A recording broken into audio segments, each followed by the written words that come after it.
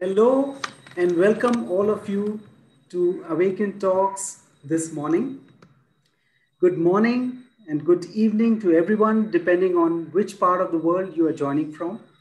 My name is Rahul. Thank you for joining us today. The purpose of Awaken Talks is to plant seeds for a compassionate society. And while we are all on our inner and outer journeys, these calls help us hold space for our guests who come from all walks of life and who inspire us to offer ourselves in service. Behind each call, there is a whole team of service based volunteers whose invisible work allows for the space to manifest. Today, our guest is Aurelio Hammer, founder of Swaram and based out of the Orable community. The call will be moderated by Nisha. Thank you all for joining today's call. We would like to start the conversation with silence to anchor ourselves in the space of the present moment. I invite all of you to join in for a minute of silence.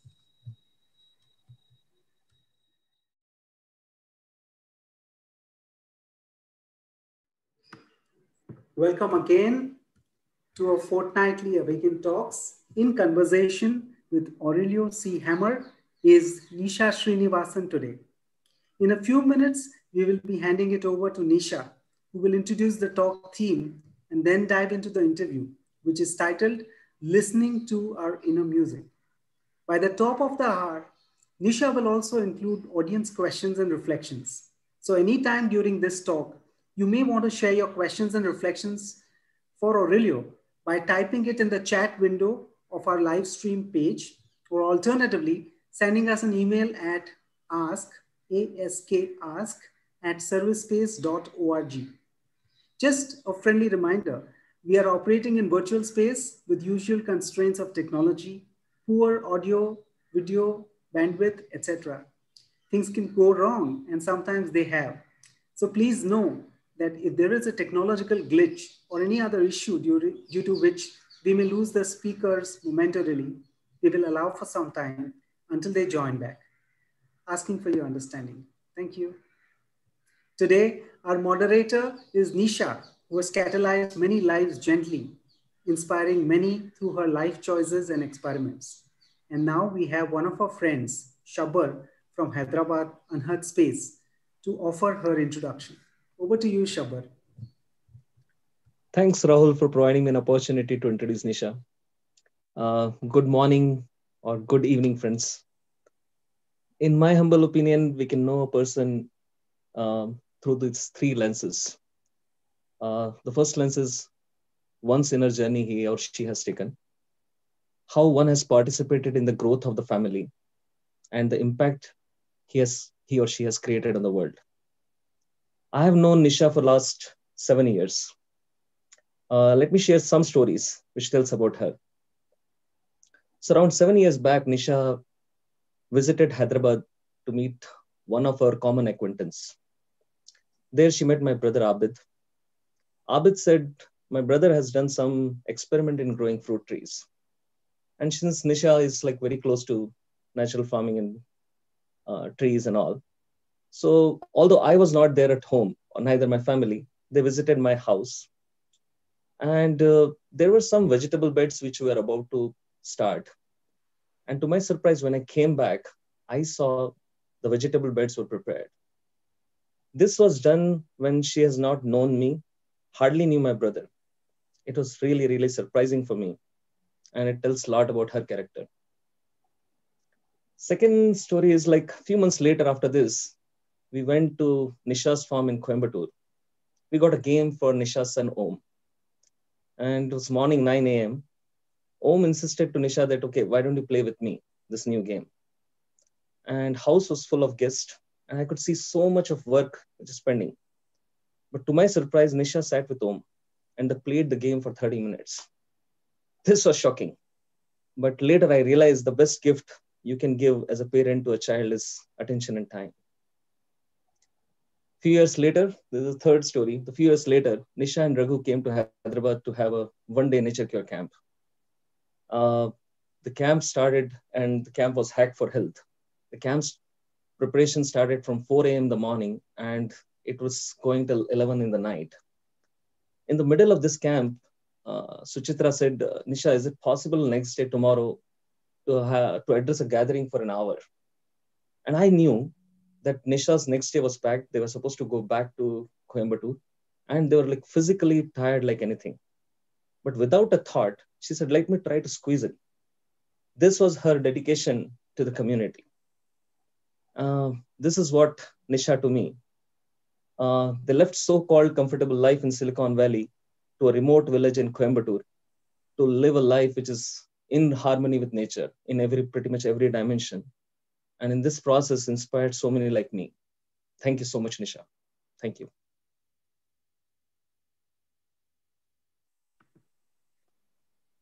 Thank you so much, Shabar, for joining from Hyderabad and telling us about all these stories we would have probably not known because, as we know, Nisha, Raghu, and Om kind of live under the radar, doing and planting all these acts of kindness. And even before we know, they have kind of blossomed into some beautiful trees. Thank you, Shabar. And now Thank you. moving on to our guest of the day, Aurelio, who had a very short notice accepted this invite and graced this gathering with his presence. Born in Austria, Aurelio's love affair with music began on the guitar when he was 12. By 19, Aurelio was well trained to play classical compositions. But he says that whatever I played, I could not make music of the heart. So keen on learning indigenous music from various parts of the world, he left home at 19, went to remote islands, etc. His journey took him to a lot of distant places when he was still in college. Following a mystical experience, he arrived in Pondicherry in 1980 and stayed there for a few months. Pondicherry beckoned him again in 1991, and Aurelio moved to the township of Oroville. He's been involving himself in community outreach programs for children, organizing and being a part of performing arts, theater.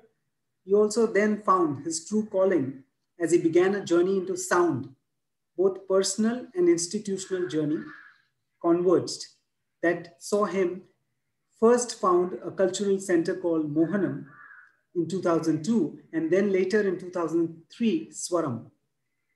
Swaram, founded by Aurelio, its motive is to explore the role of traditional musical instruments and the physical, emotional, social, and environmental impact of sound on human psyche. Swaram is not just a musical instruments manufacturing and research facility. It actually grew out of a social development and vocational training project. It generates livelihood for over 40 people, amongst them former construction workers, car mechanics, school dropouts from neighboring villages around Oroville. Swaram also explores the study of using sound for healing and well-being and tackling the complex phenomenon of body pain. So welcome Aurelio, who describes himself a listening soul following mysterious song lines into unknown territories. And yet, his diverse interests converge together harmoniously in his life as he awaits a new music on earth that will reflect humankind's evolution into a new integral consciousness. Welcome, Aurelio, and over to you, Nisha.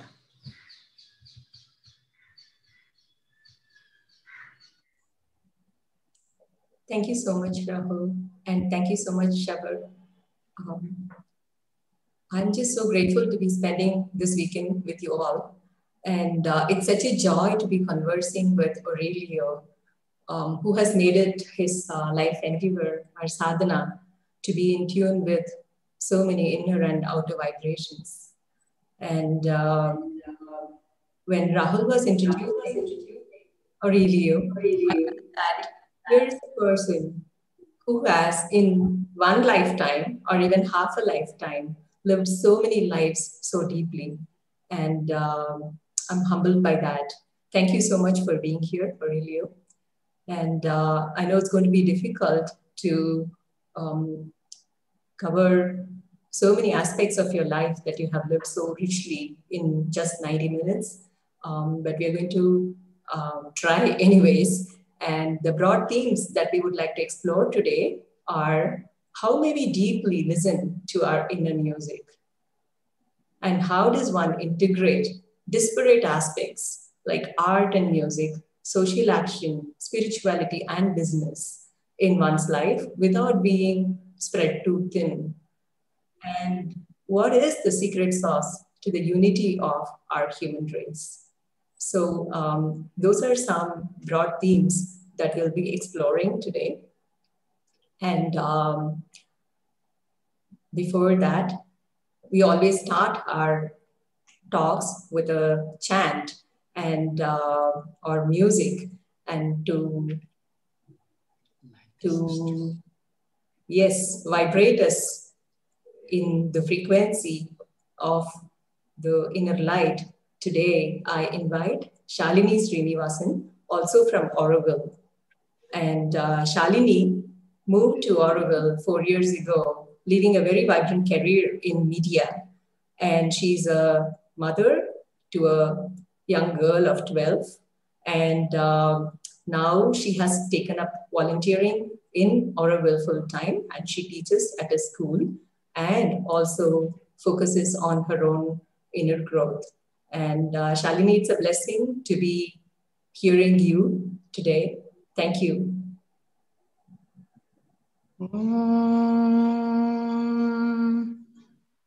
अग्निर्मे वाची श्रुतः वाग्हृदये हृदयं मयि अहममृते अमृतं ब्रह्मणि वायुर्मे प्राणे श्रुतः प्राणो हृदये हृदयं मयि अहममृते अमृतं ब्रह्मणि सूर्यो मे चक्षुषि श्रुतः चक्षुर्हृदये हृदयं मयि अहममृते अमृतं ब्रह्मणि चन्द्रमा मे मनसि श्रुतः मनो हृदये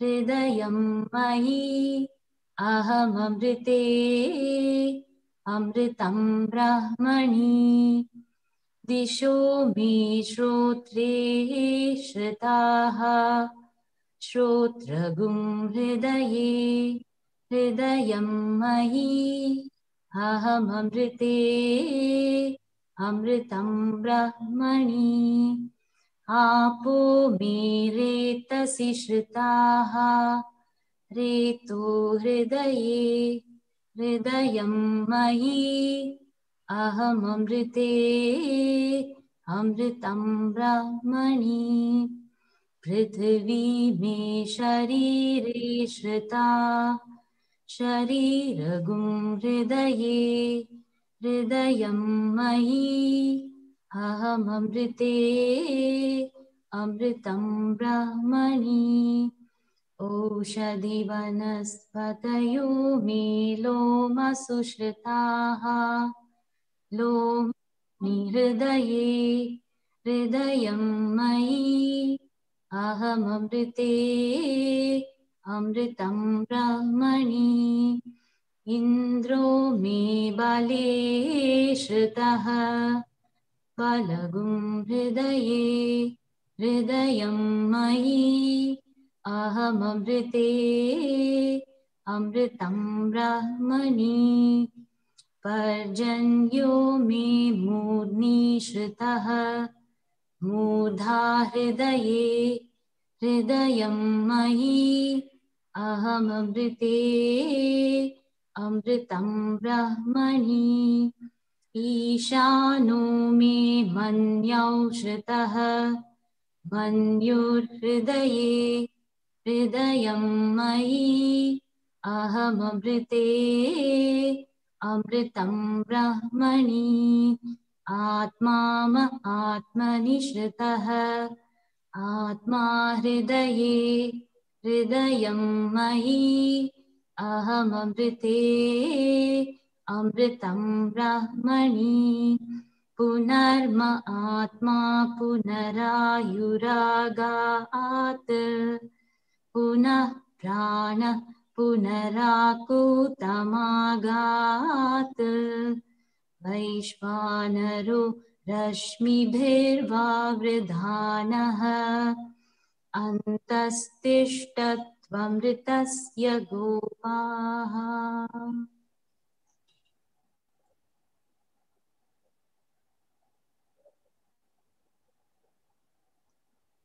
Thank you so much, Shalini, for reminding that we are not just a drop in the ocean, but an entire ocean in a drop. And thank you so much. Thank you.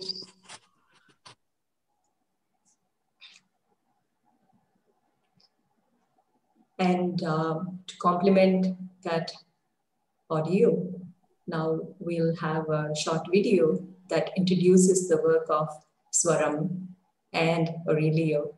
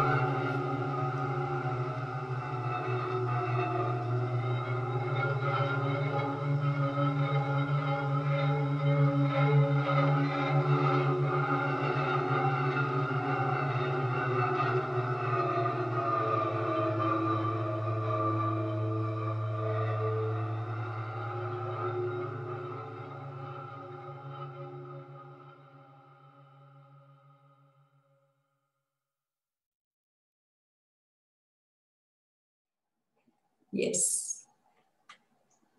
Again, the themes that we are exploring broadly today are how may we deeply listen to our own music, Nada Brahma, and how does one integrate the various aspects that seem to be in apparent conflict with each other, like art and social action, spirituality and business in one's life, without being torn too thin.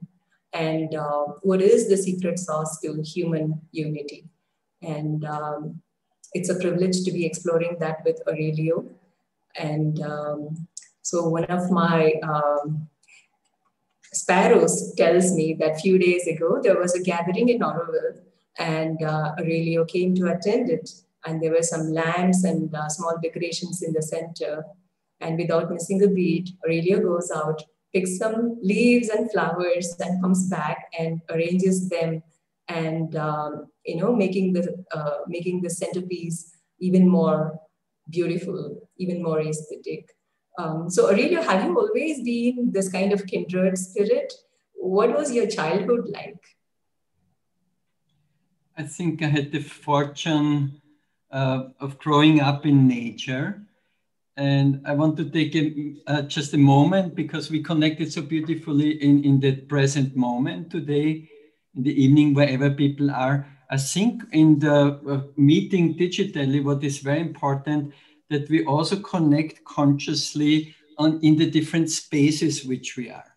I think that we have such an opportunity to have a global connect. People would be here in India and maybe overseas. And I think what this is helping us, this online streamings, that we become aware that we are present together in different locations simultaneously on the planet.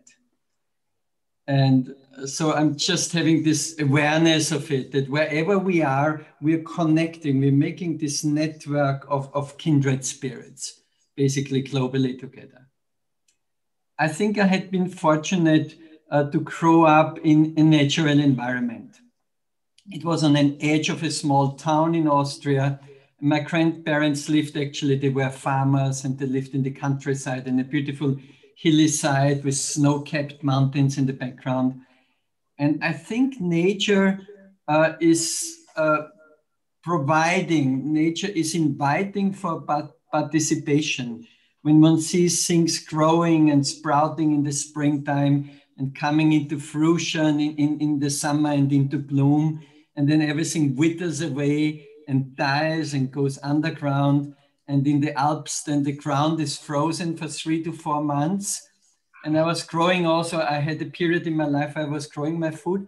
I think when one comes into the cyclicity of nature, one becomes humble, one becomes excited with the springtime, one flowers with the summertime. So I think one touches all the different planes and parts of the being in a very harmonious, fluid way, because nature is unpredictable, especially now, maybe because we influenced it so strongly with our human, maybe industrial civilization.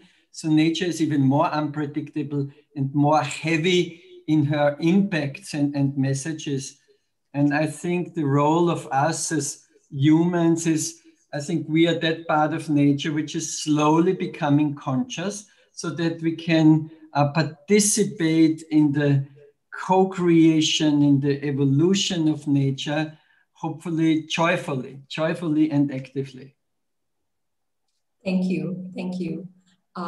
From that stillness, you went probably into a space of restlessness at 19. As Rahul was introducing you, you were an accomplished musician, a guitarist at 19, and but you didn't want to rest on your achievements. You were looking for something that came from a deeper source. And would you mind expanding on that restlessness that you in that time? Actually, I had a crucial experience of a very surprising kindness when I was about 17. I was hitchhiking in Austria in the winter. I just set out on the road. I wanted to explore. I wanted to meet the unknown, the unexpected.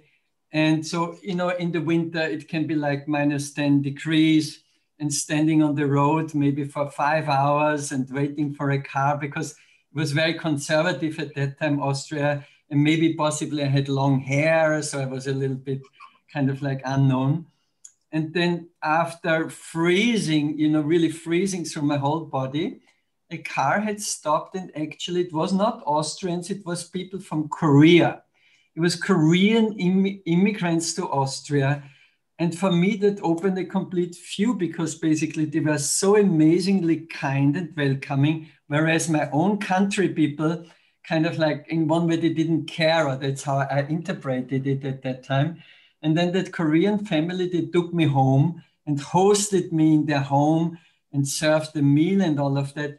And for me, that basically it opened this interest into Asia, into what's there in other parts of the world. If my own people, if there was no communication, and maybe if I was judged because I looked different and I behaved different, but those people from a foreign country, they were so open and welcomed me. So that basically really churned something for me. It was so deeply touching, you know, because I overnighted with that family. They were so kind. The next morning, they brought me to where I had to be and all of that stuff. And so that basically, there was a strong call out into the world to explore the world. And actually, because I had a sense that something in the society where I grew up, you know, in the post-war development and rebuilding and all materialistic orientation. So I was a bit disillusioned and I didn't feel that heart space. And then I looked actually for a place which was furthest away from Western civilization. And it was a tiny little dot of an island in the middle of the South Pacific Ocean. And so it was a little bit the search of lost paradise. But then admittingly, when I arrived in paradise and everything was kind of like ideal, you know, from a dream of all Western people staying in Bora Bora, in a South Pacific island under palm trees and the white beach and the turquoise blue lagoon and all of that.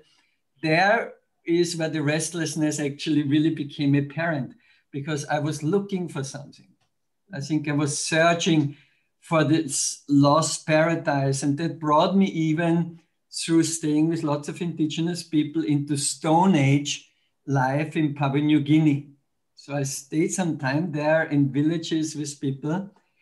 And at one point, a little bit later on, so I moved 5 years around the planet. It took me 5 years to return to Europe. It was one big circle.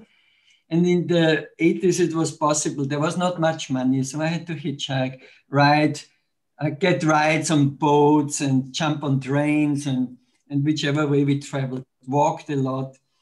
And kind of like running away from university, but I always said I studied the universe. My college was the universe and the planet as a whole. So I got a deep sense, taking 5 years to come one time around the planet, I had a beautiful sense of the diversity and the magnitude, the size and the beauty of the planet.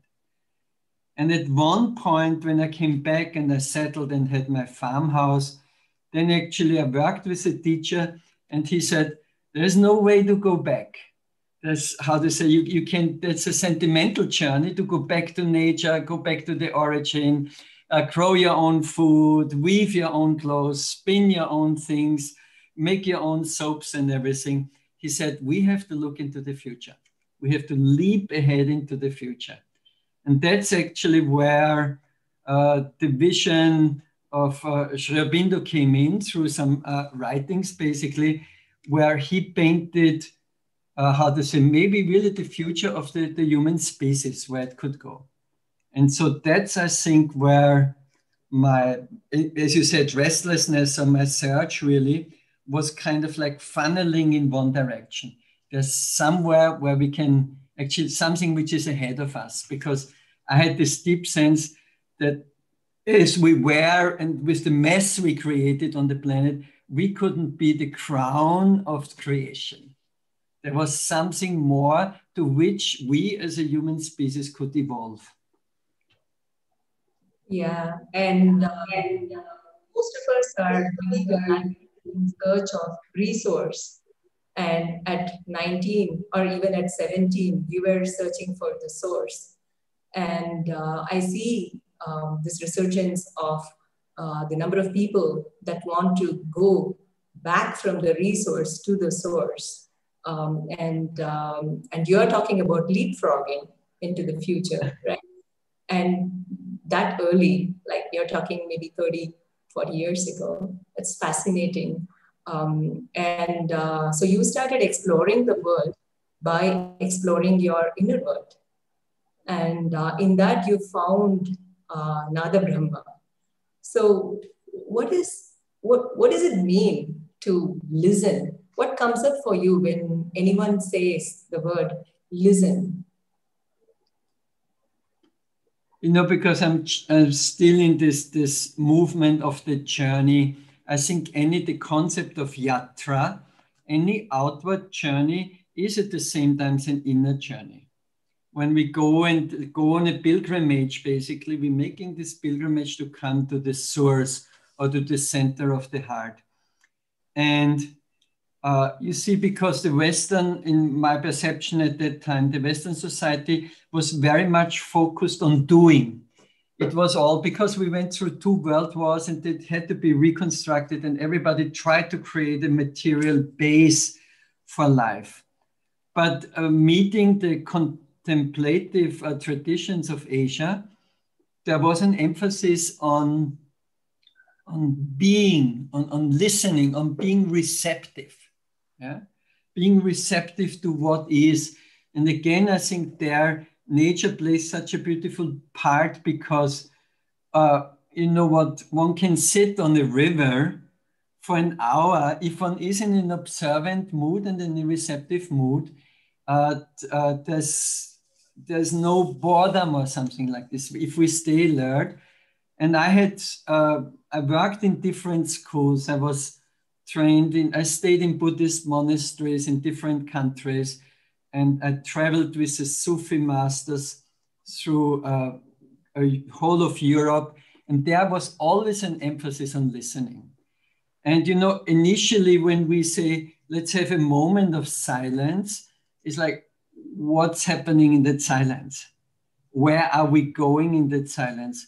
Are we united in that silence? Do we find a direction in that silence? Or are we just going into nothingness? So I learned basically that in most of the contemplative traditions, listening is the key. And so there are many different stages. Luckily, like in many areas, India harbors so many of those ancient traditions and practices. So Nada Yoga, that branch of yoga which is focusing on listening to the inner source, is a very elaborate, even if so esoteric practice. But I had the good fortune of meeting some people who introduced me into deeper listening. Wow. And you practiced just one tone for a whole year. Yeah, you know what? I think that's the Indian tradition has so many treasures, and maybe being inspired also by Sri Aurobindo's writing on the foundation of Indian culture, we kind of like believe into the renaissance of Indian culture and the place of those ancient practices. And I just read it in a book on classical Indian music, that the traditional way of learning, understanding nada, was to practice 1 year on one sound. And I lived in the mountains in this beautiful isolated hermitage, so to say, without electricity. And it was a good place to do it. So in the morning practice, I mean, I had some introduction already in Vipassana, so I knew how to basically focus and concentrate and empty the mind. And on the base of that, basically, I practiced with one sound, Om. And you know what? In that practice, of course, one goes through different stages. You get bored, you want something happening, there's no experience. But in that way, it's important in practices to have a companion, you know, to share your practice. And in the tradition of Nada Yoga, the best companion is the tambura. So I had a tambura from India, and then you have that friend which is always there on your side. And that friend is not kind of like going into emotions and different states. The tambura is always sounding as she sounds. Beautiful. Aurelio, can you please sing that one sound, Om, for us? You know what? I have a ektara here, which is another very amazing symbolic thing. You know, it's used mostly in the Baul tradition. And the Baul tradition is one beautiful living tradition of the mystic devotional bhakti song culture of India. And for instance, in that ektara, it means it has one string only. Now, you don't even see that string, yeah, because it's subtle. The nadi is a stream of vibration, but what you have on the ektara, you have Ida and Pingala. You have the duality. That's basically what it is, that ektara represents the spine, so to say, And in the middle, if this is balanced, and if we find a balance between Ha and Ta, between sun and moon, then Sushumna can sound. And she sounds.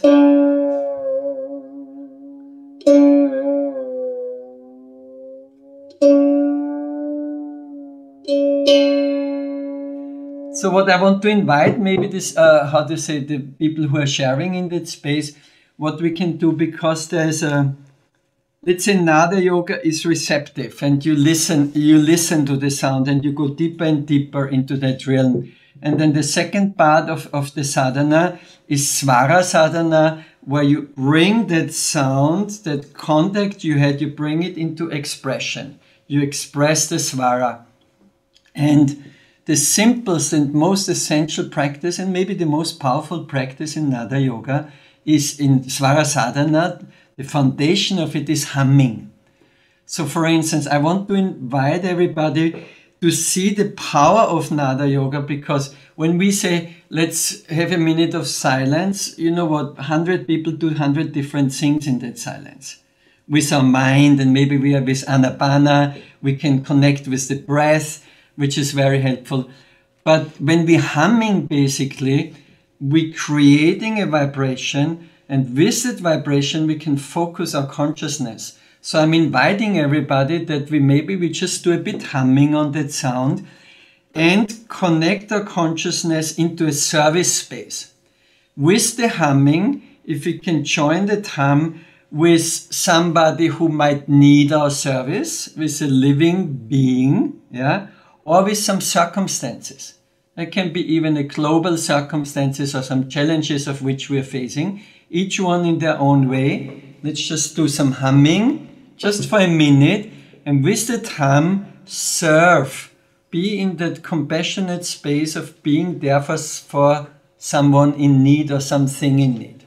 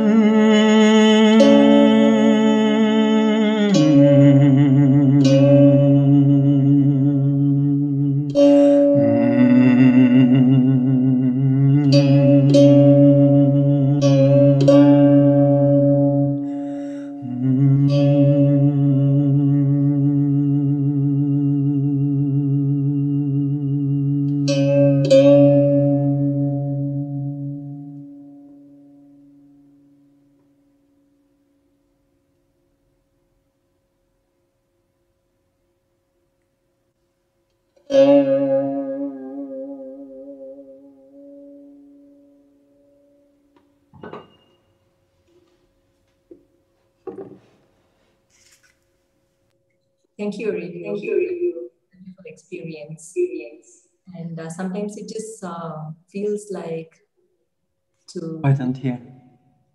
Mark, I don't hear her. Can you? Yeah. Yeah, thank you for that beautiful immersive experience. And one needs a matching silence to resonate with the matching sound. Very good. Very good. Yeah, you say it's basically, how to say, it's also the, humming and sound can be a beautiful introduction into silence.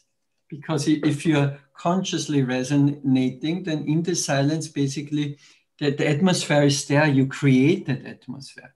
So that's, I think, why sound came so important in my life, because I had been sitting long retreats, I had been in silence over months, sometimes in the mountains, and silence was always sound was this beautiful entrance into silence from any activity. Sound immediately focuses. And then actually after 1 month of silence and not speaking, it's quite difficult to come into the expression again. And for me, actually, there was always this longing, can we not actually, after a month of silence, it would be much nicer to tone together than to go immediately into speaking language and grammar and concepts and thinking spaces. This sound being an entrance to silence, is that why at Swaram you make music out of the way brooms brush against the floor or the way hands rub against the stones. You're bringing the extraordinary into the ordinary. How do you do that? I think we had the gift of over the last century in Western music also. You know, music flowered into this amazing construction and palaces of composed sound, so to say. And maybe with the deconstruction of modern music and the avant-garde movement, and some of the pioneers like John Cage, who was a very deep Zen practitioner, those pioneers, they made us aware of sound, of everyday sound, that it's not only in music that we find solace and comfort and inspiration and encouragement, but actually that the listening awareness, once we dive deeper, is bringing us into presence with every sound.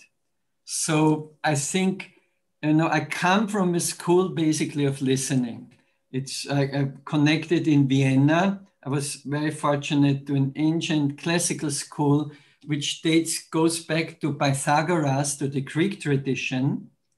And it was a school of listening, a school of being receptive and listening to, let's say, listening to outer sounds, listening to our thinking, listening to our breath, listening to subtle energies, listening to the unknown, listening into nothingness. So it goes basically from the gross physical manifestation into subtler spheres. Yeah? And the journey of listening, I think, so I go through life as a listener. Yeah. And I was in an awakening circle on Wednesday evening here in Auroville. There's a circle actually since 11 years. I was not even fully aware. I had an idea of it, but when Nippon was here, I had joined it.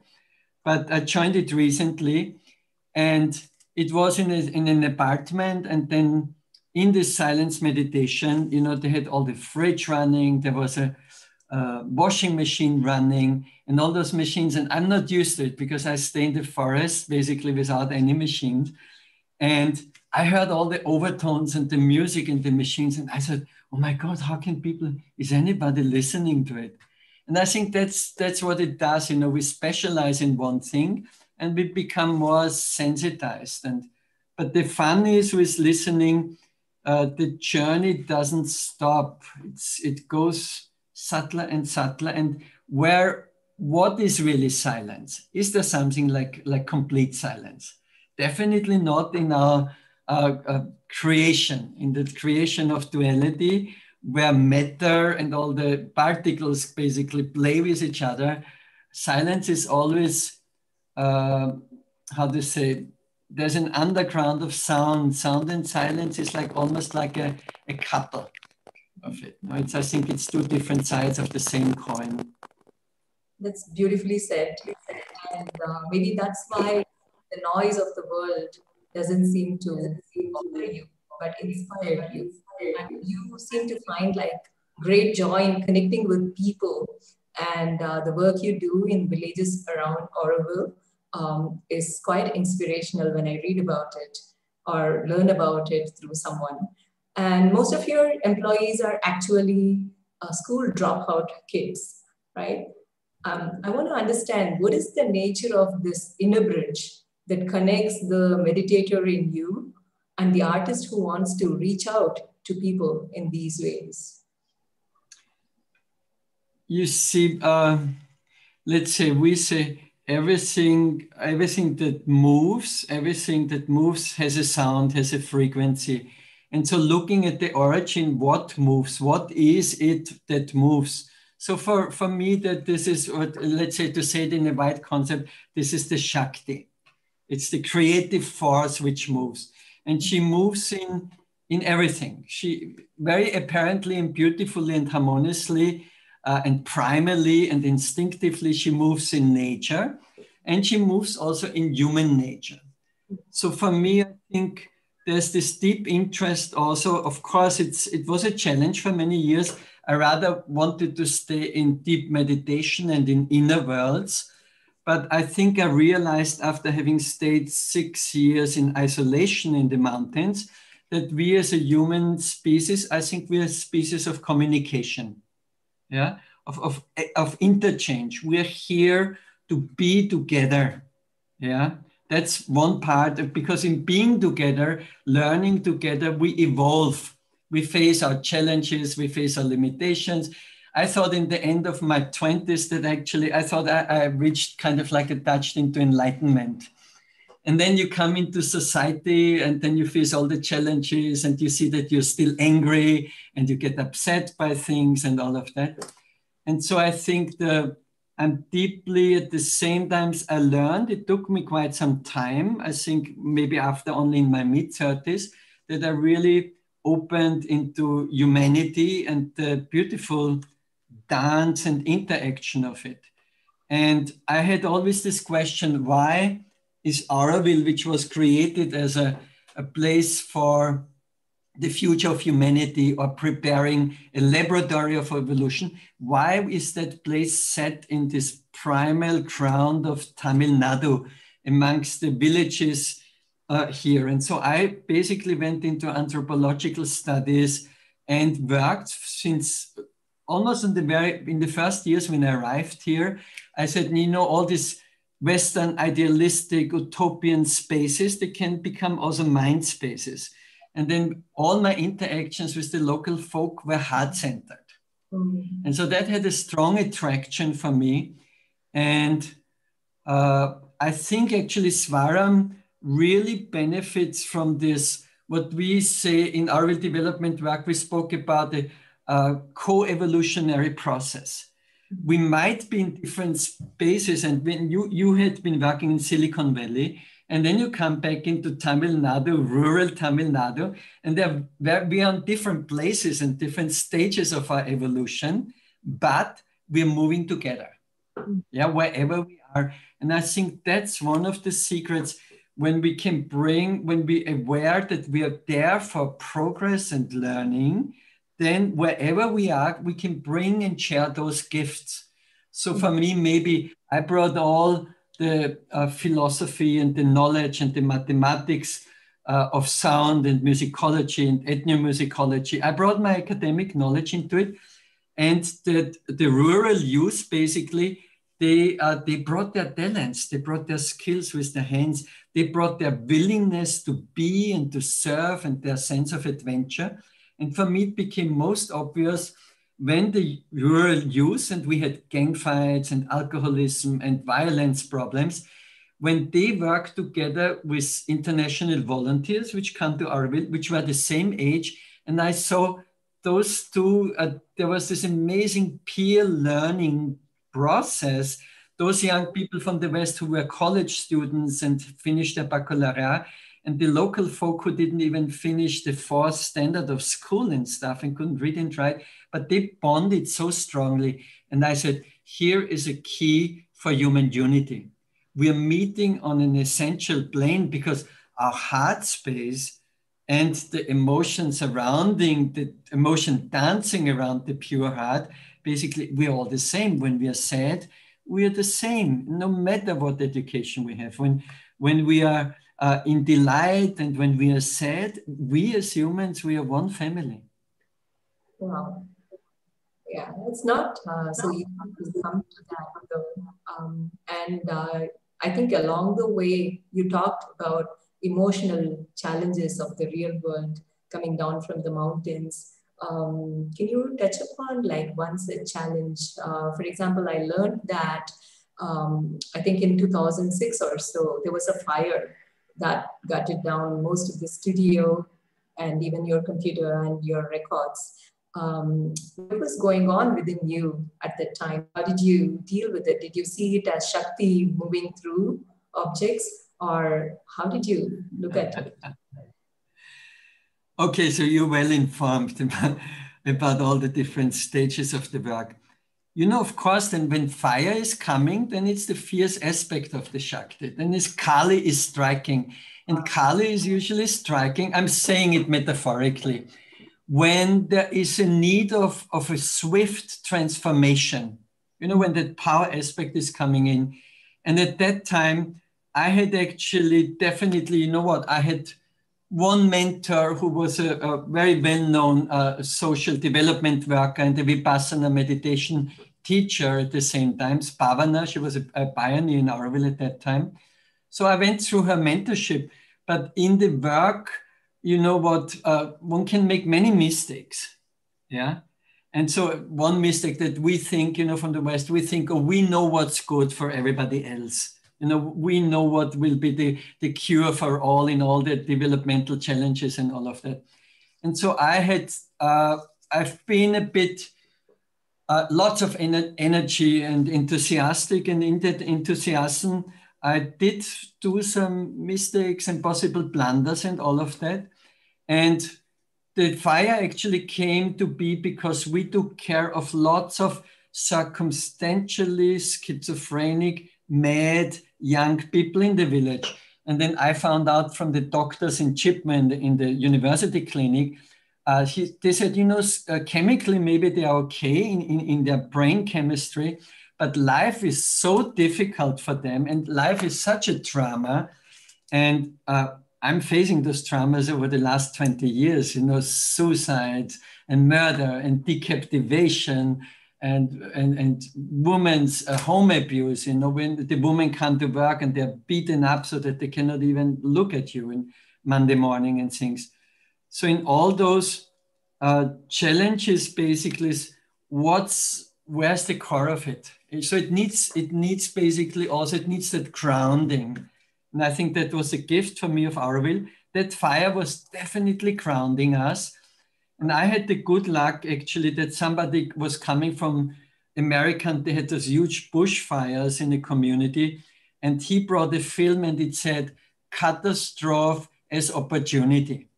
Mm-hmm. So it was even one of those young schizophrenic persons, he had put everything on fire. And he stood there with a big bush knife and threatened to kill me. And I walked up to him and I said, listen, what do you really need and all of that? So it was a very powerful situation. And that crisis where our project, which was funded internationally for the first 3 years, basically funding was finished. We were in the next phase of development. We were down in ashes, which was very important because basically at that time, we morphed from a supported project into creating a sustainable base, because I wanted to give up and then those people whom we had started the project, they said, no, actually you picked us up that time from the street and we don't want to leave it behind it. Now we are supporting it. And so in one, we turned around that those young people actually inspired me. They said, we're not giving up. Let's do it together. That grounded the project, and it made us actually really strong because we learned to work from nothing. We had to really work very hard for another 5 years to establish ourselves. And that, I think, created the foundation so that Svaram now is almost in that niche field where we are. It's almost a global brand. Yeah. And working hard seems to come easily to you. And I have a related question.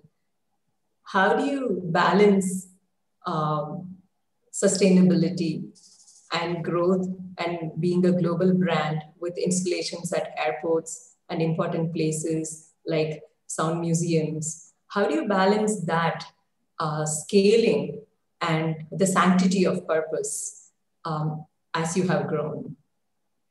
I think at the core of sustainability is that inner human being. Yeah. And so that's for me the parameter. That means even with the team, as you said, how big projects can we take? When are we overstretching ourselves? And can we again and again return to that center and middle ground? I think so that's a bit the measure out. And often for many people who work professionally, it's almost health, you know. Many people who work in the social field, I had to go through 2 major burnouts in this last 30 years in the field also. And then you learn from it. And you know, once you hit bottom and you're so, it might take you 3 months, you know, to stand on your feet again. And from those experiences, one learns. And I feel we are blessed in our work, in our teamwork, that we, at the core of what we are doing, everybody knows we work with music. What is music for? Music is there to bring harmony into life. So we said, if this is at the core of the work, how much can we bring this harmony in the work processes? How much can we bring it into the team? How much can we bring that energy into, as for instance, in a business contract? You know, can we stand true to the inner core of our being in that one? Are we compromising because we have a possibility of a good deal or something? And I think there the gift is really of having sound all around us, having those constant reminders of harmony. And one expression of harmony is balance. So we zoom ahead, we work on big projects, international, we overdo it. I'm risking completely. I said, yes, we can do. And then we make the biggest tuned wind chime in the world, 16 meters, 1,000 kilos of tubular bells and all of that. And then I realized what a stretch it was. And it became a 2-year project. And we didn't even know the ways, what it all entails, electronics, electromotors, because it was in an airport and all of that. Yeah. But then in the course, you see, nature has its seasonal cycles. And I think it's also important in work to realize that there are cycles to work. In the summer or something like this, there's a flowering, there's double the energy, and then there's a bit of a retreat.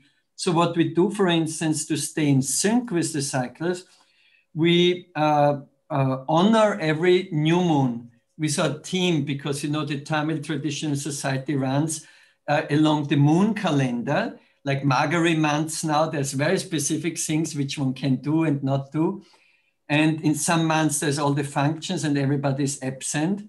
So I think for us to mark every new moon with a puja with the team and see what's there. And we have a special prasadam in that month. We know what are the qualities of the months and what's happening. I think our balance, we strike a balance in a seasonal context, and the balance between business and, let's say in the summer, it's more quiet. In the summer, we focus on research and education. We have evaluation period, and out of the evaluation, we realize where we need to improve. And then we use 2-3 months for education and innovation. And then the time is changing into August, September, and there might be Christmas. That's when the Western foreigners come and the business rises up. Then we have a strong push of working.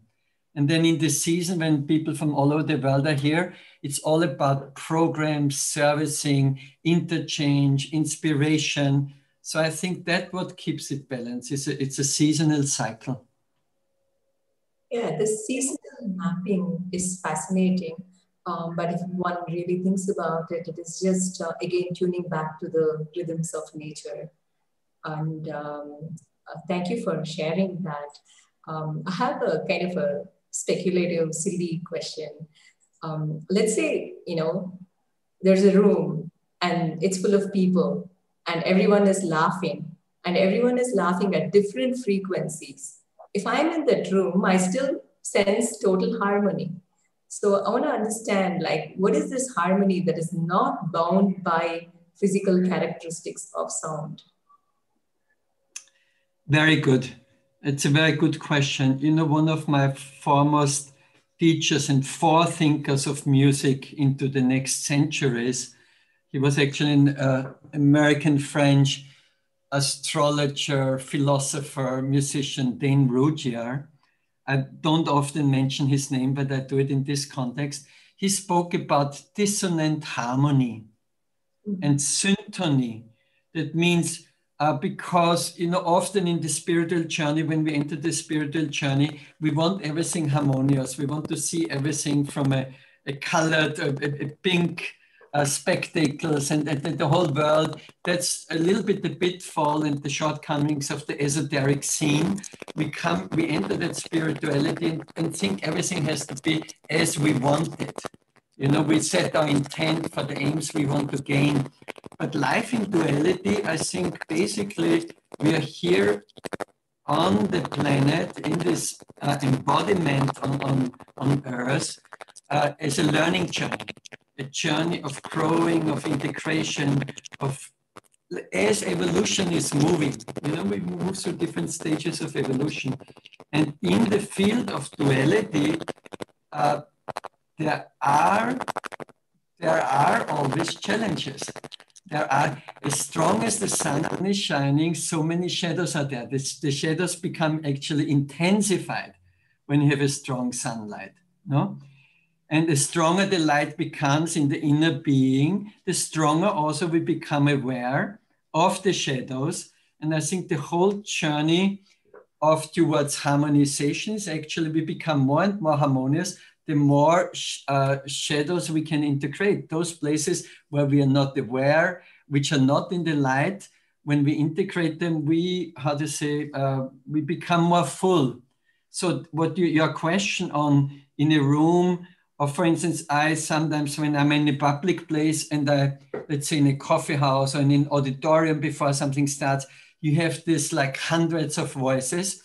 I'm just sitting back into that listening mood. And for me, it's like, it's just the sound of an ocean, you know, on a gravel beach or something like this. I listen to the music of it all, yeah? And there might be so many different mind spaces and different communications, but I think the deeper we go, at the core of our being, there's oneness. We are connecting into the oneness quantum field or whatever one calls it. And so it's the same in healing work. You know, we're using sound. We do quite over the last years, basically, we really specialized in, I had some initial training in music therapy on University of Salzburg. And basically, we moved into sound healing work, working on one-to-one, working in groups. I had worked for a few years in Quiet Healing Center as a therapist. And initially, also one thinks one just wants to harmonize. You know, when somebody comes and you want to comfort him and you camouflage the problem, actually. Mm-hmm. So it's like to avoid facing the shadow, it will not heal us, yeah? So that means even in every substantial healing process, it's usually we are facing the traumas which we brought with us through different circumstances. And only when we face them, when we honor them, when we give space for the disharmonies of life, yeah, and when we learn actually how we relate to them, then we can come into this larger harmony, which integrates dissonances. Wow, thank you. Thank you for teaching us the trick to convert every coffee house into a meditation space. I also want to remind our viewers that you can type your questions in the chat box of the live stream, or you can also email your questions for Aurelio at this address, ask@servicespace.org. Thank you. And Aurelio, to pick up that thread of shadows, and you spent considerable time with Acharya S.N. Goenka from the Vipassana tradition, and all holistic systems see our return to the source or return to health or well-being, whatever you may want to call it, as a process of cleansing our body and mind of impurities. And you were touching upon how Nada Yoga helps one with this ignorance and suffering. Can you expand a little more on that?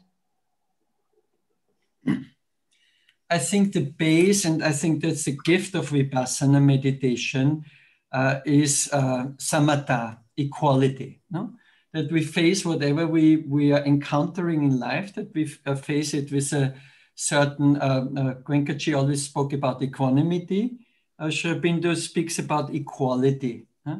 Because maybe equality is actually, equanimity is almost like you have to face it, you are still active. But equality is actually, I mean, as I interpret it, it's a poise. One is stationed in that space. Yeah. And how to say, even in listening, as you said, how is that working in the Nada yoga space? Many of meditators, and I went through these stages for many years, actually, it was perfect when I was sitting in the monasteries or in my mountain abode.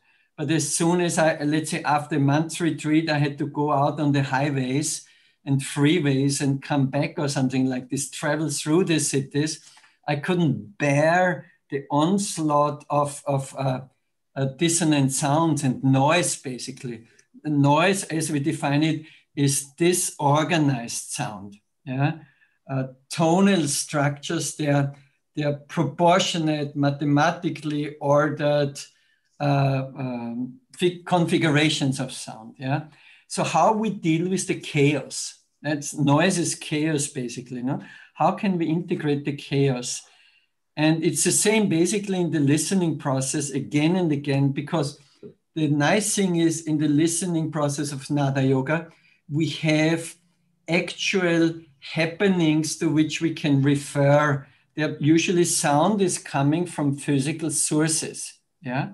And then we can test ourselves how to say, of course, I prefer to listen to a beautiful Beethoven sonata or some music, meditative music. And then I have those machines running. I have a chainsaw right next in the next garden of my neighbors and stuff like this. And I have a version to it. Yeah. So there it's basically the same process of how we come. What does it mean to be in a state of samatha? Yeah? And have this, what do you say, non-judgmental attitude towards sounds.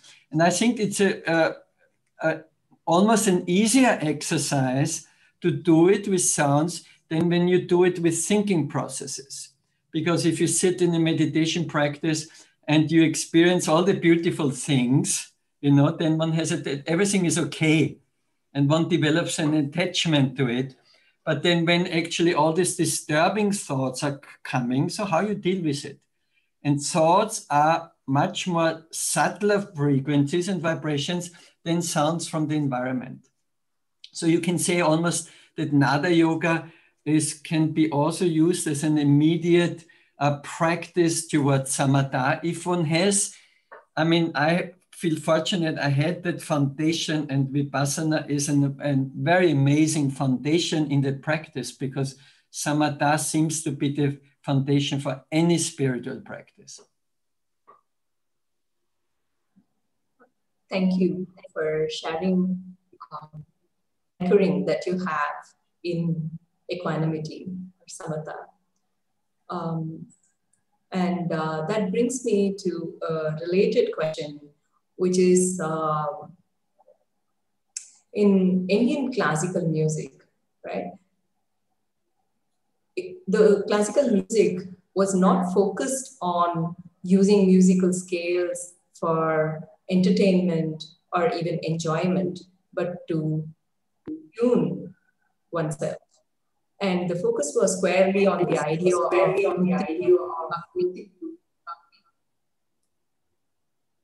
Can you speak about your rest?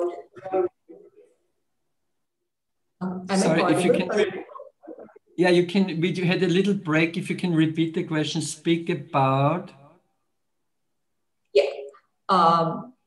You were speaking on equanimity, and I think the Indian classical music was also focused on that. So, for instance, there was no focus on using musical statement or enjoyment. The focus was only on the idea of mukti through the expression of these sounds, maybe through bhakti, maybe as a chant, right? And do you resonate with this idea? So you see, actually, I think that's important now that we actually come to the concept of integrality. Because, so many Westerners, and I think even Indian people who return from the West or who grew up I had this image of Indian culture that it's solely focused, and like Indian classical music, that it was focused on the process of mukti, of liberation, you know. And mostly mukti means actually getting out of this, of the mess, you know, piercing the veils of Maya and kind of like going into somewhere else. The question is actually, why would we be embodied if we just want to get out of it? No, and if we want to leave it behind. So I think this is so important and that's my association also with the service space, because we are basically here to embody, to act, to do, to give, to be together. Yeah.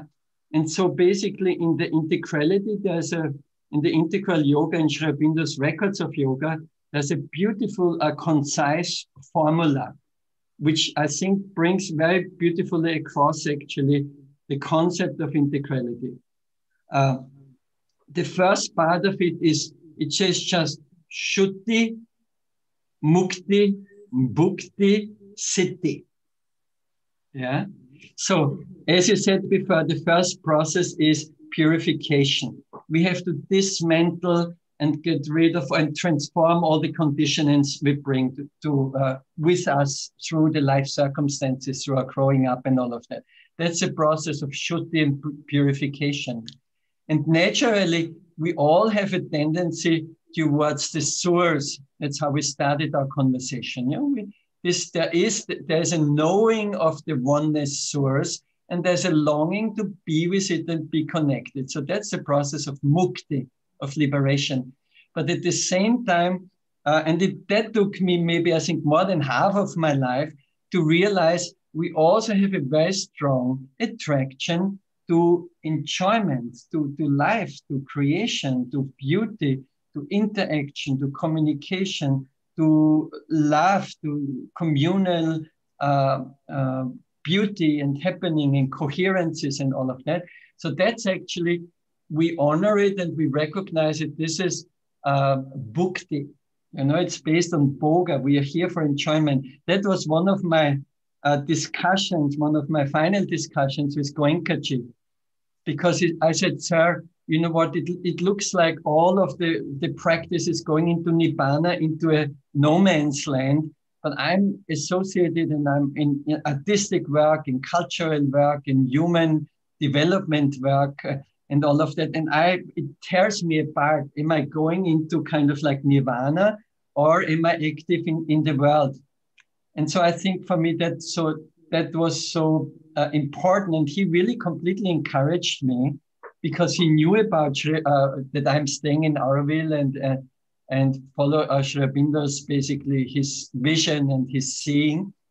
And he had a big laugh. And he said, nothing wrong with doing all the beautiful things and to being creative and working with children and all of that, if it is on a base of non-attachment. Mm-hmm. Yeah. So basically, if we are in this process of purification and we follow our natural levitational urge into oneness and find it within, and we basically also come into manifestation and are in the bhoga of it. That's the polarity to yoga and bhoga. And roga we transform through the shuddhi. And then actually we can achieve siddhi. Yeah? Then we can achieve this perfected being, basically, who is here, who is in the world and with the world, but also not of the world. Wow. And I would like to read some questions from the audience now. And there's Kishan from Maitri Space in Ahmedabad asking this question. One of the expressions of harmony is balance. I would love to learn what are the other pertinent expressions. Yeah, balance is a beautiful image of harmony, but harmony is actually also integration, what we spoke before. I can be in harmony when I'm in peace with all the elements which are surrounding me. Yeah. Another factor maybe of harmony is coherence. that I feel like whatever is happening, everything is connected. There's an interconnectedness with everything. I think an important factor of harmony is also humility. That we actually, how to say, we realize we're only a part of it. We're only a particle of this whole thing. We're only one cellular organism amongst this whole expression of the whole organism of Gaia. Yeah. So humility, I think it's not like I cannot create that harmony. I'm part of it. How can I feel that that ocean in that drop? No, which with this beautiful chant which we had started. I think also harmony is a journey. It is not a fixed state. It's a process. Harmony is evolving. I'm speaking actually, I used to say I'm standing for harmony. This is my life's cause. But then I realized there's so many processes which are not harmonious. Yeah. And so progressive harmony. It's not a product. Harmony is not a product. Harmony is a journey. Wow. And we have another question. Jayanti in Coimbatore. Can music heal me even if I consciously do not have an aptitude to understand that music?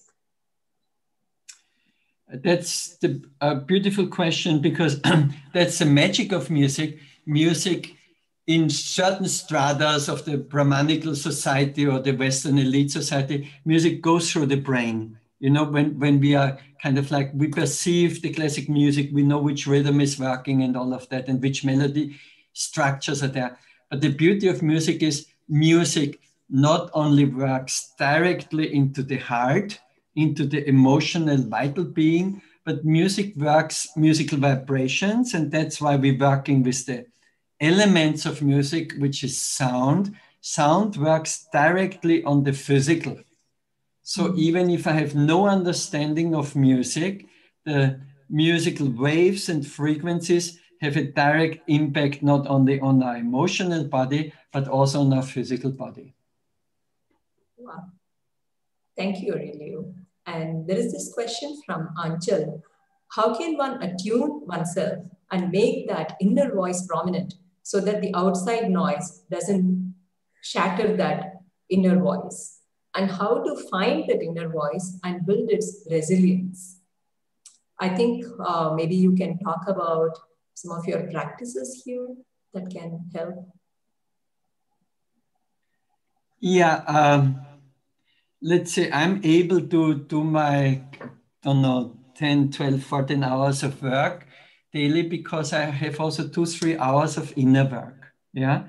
And I think that's crucial nowadays in this intensive time, how to say, of which humanity is facing, is that we do have an inner practice. Yeah. I was very inspired. I had been with many teachers whom I considered really very special and enlightened beings. And each one of them still was in their practices and took a retreat every year and all of that. Yeah. So, but again, music is so accessible and sound is so accessible. And we had a little exercise here. The best way and the simplest and most effective way in attuning oneself is humming. And maybe I'm speaking easy about it, but yes, that's what I did for 1 year. And that created a very thin foundation. I had to continue, and I'm continuing daily to be in this practice of first listening, of emptying the vessel, yeah, being with what is, yeah, without reaction, without attachment to it. And then from that on, then see what is inside and connecting to whatever that is. And if I don't hear it, I'm humming, I'm teasing it, I'm inviting it with my hum. And in my hum, I'm finding it. And the beautiful thing is I can do that as a morning practice. I can do it as a practice before, even when I'm lying already. But I can do this practice even in a train, in a transport, in an elevator. Yeah, I can do it in so many different circumstances. It won't disturb anybody. So humming, one of the foremost pioneers in sound healing worldwide, Jonathan Goldman, he produced like maybe 25 CDs on chakra sounds and the angel sounds and all of those things. He's now in his mid-70s, and maybe that's his legacies. Actually, he wrote a book on the humming effect, bringing in all the science, what humming is doing, what is happening in the neurotransmitters and all of that. But okay, if we need to satisfy our mind, having the scientific background, but we know from the Indian tradition that in every breath, there is a sound, you know, in every in and out breath, there's this basic mantra of Soham there. And I have a chance to connect with that. So humming, I think, is possibly one of the most essential practices and will become more and more practical and dominant, I think, for humanity in this challenging transition. Thank you. Thank you. That's so beautiful.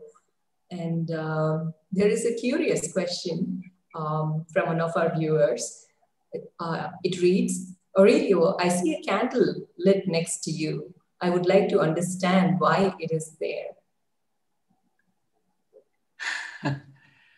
I had lived for many years without electricity, and I think it's a gift because in the candle, in the flame, basically, there's life. There's this life energy, and this life energy is rising, it's ascending. And I had worked for many years with the Vedic hymns to Agni. That flame is inside. That flame is the flame of aspiration and enthusiasm and creativity. And for me, a flame for me, it's something essential. Like I lived on a running stream. Yeah. So the sound of water is the descending sound. Yeah. In some practices, in some sound healing practices, in some Sufi practices, we work with running water. We even create the sound of running water. Sometimes I even kind of like, I have a bucket and I let water drop into that bucket. And just as there the pulse, the regularity of a water drop. Yeah. And the flame, it's for me, it's brings me in touch with the mystery of life. Wow. And it was just this morning, actually, I had it in my morning practice. I had a candle there and oil lamps. We're using ghee lamps and oil lamps. A candle was easier to transport. And I thought, hey, I think it's important also now in these online spaces that we manage to share our life, our truth, and not that we just become human busts and we see some fractions on a small laptop camera and stuff like this. Is how can we bring beingness into our global togetherness through the digital media? So that's why I thought maybe that would be an idea to bring a flame into it. Very thoughtful. Thank you. And from the mystery of light, can we move into the mystery of sounds? Aurelio, would you be moved to offer us an immersion, maybe 3 minutes, 4 minutes, whatever comes up for you? Okay. Yeah. And with that, we okay, but yeah. Okay. I have, it so happened that I found at home there are 3 bells. They are actually from a horse cart in Austria. You know, the horse is pulling these sleighs. They have bells. And when I found this old thing for the horses, it was like a collar, a horse collar. I was so surprised that those bells are tuned. So I said, this is what the old tradition did. They even tuned the bells for the animals. Yeah. What I want to share, maybe it so happens that we have those instruments here. It's a gift from the lockdown. The lockdown actually in our community enterprise, and we work with 45 people, brought that we could really order our work, we could reflect upon it, and we could listen deeper what wants to emerge. And one thing which emerged was these planetary frequencies. We have them in different sizes. I have this little here. There's one frequency. There's another one similar. So we have those little sound chips, we have sound arches, and we have this elliptics. Yeah, and let's say those sounds basically they are tuned according to planetary orbits around the sun. I have the orbit of Guru, of Jupiter here. There is Mars, and there is the orbit around the sun. And they are not necessarily in harmony. Mars is going its own way. Yeah. So what I just for a few minutes I invite you, we listen to those sounds, and basically when I play that, I connect to the quality. Let's say the quality of Jupiter is a little bit overseeing what's happening in the inner part of the solar system. Yeah, he carries wisdom and perspective and goodwill. It's this goodwill shining blue planet out there. Yeah. Then there's Mars, which is more directive, and there's a willpower in it. Yeah, there's an activity, an urge to do something, and somewhere in between the Earth is trying to find its balance, and it finds its balance of constantly staying focused with the sun. So we have the three images. How to say, we're traveling around the light, we're focused on the sun, we have an impetus for action, hopefully for service action, and there is a coherent space of wisdom around it.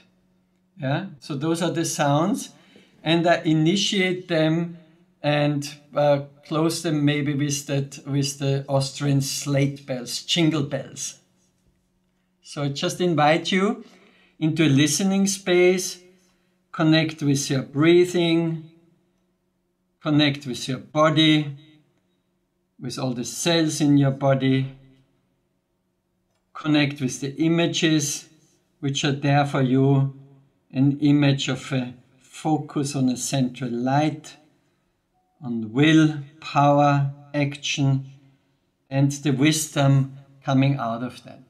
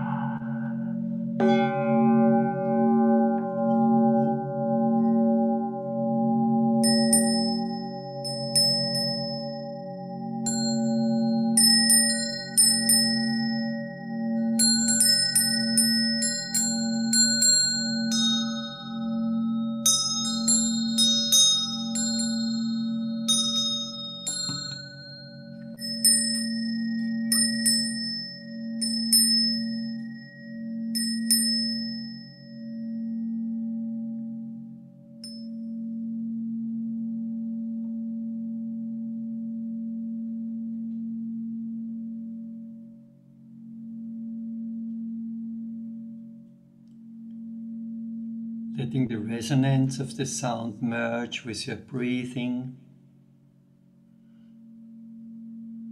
with the sensations in the body, and with the space around. and the possibility of sharing some of that positive, wholesome resonance with some of your dear ones in need. Whenever we connect and generate some energy, the possibility of sharing it. Sharing metta, metta bhavana. Sharing it with the whole humanity. One humanity on one amazing, beautiful blue planet.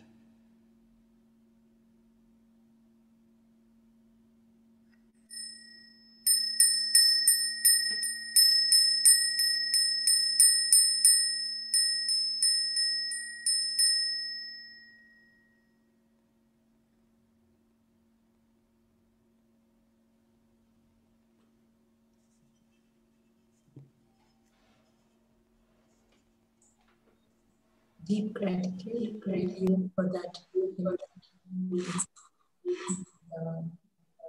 Thank you so much for being with us today in these ways where you opened your heart and you opened your studio for us. And that in turn led to the opening of our ears and hearts at many levels. I would like all of us to invite all of us into another minute of shared silence to end this talk. And before that, I state out my wish, just like Aurelio stated out his wish. May we all go from the thinking mind to the seeing mind, and may we all go from the feeling heart to the unified heart. And most importantly, may we all go through life as deep listeners. And that is the gift that Aurelio has given us today. Thank you so much for this. And I thank all the participants for being here, enriching this talk, and a huge bow of gratitude to our Awaken Talks back-end team, which has put this together in this way. Thank you so much for the sanctity that was generated here today. And now we'll have our moment of silence and live in silence. Thank you. Thank you.